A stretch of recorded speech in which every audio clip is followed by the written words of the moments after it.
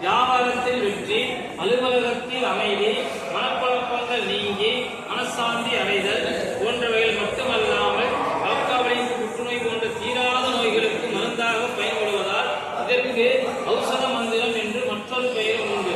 ஔஷதம் என்றால் மருந்து.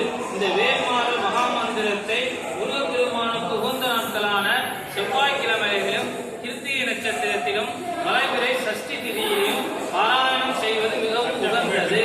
இதை இரண்டாக சேர்த்து பாராயணம் செய்யலாம், தனியாக பாராயணமும் செய்யலாம்.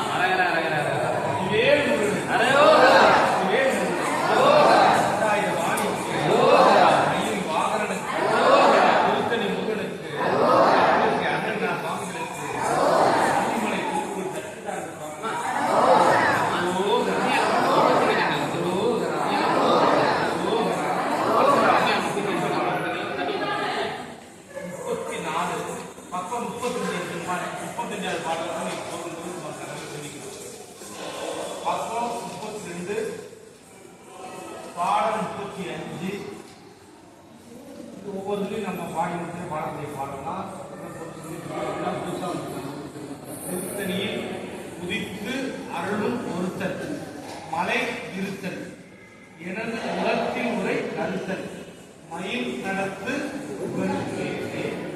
திருத்தணி உதித்து அருள். திருத்தணி மலை மீது இருந்த கிரி அடியார் தமிழருக்கு அருளை வழங்கிக் கொண்டிருக்கக்கூடிய முருகப்பெருமான் ஒருத்தன் மலை இருத்தல்.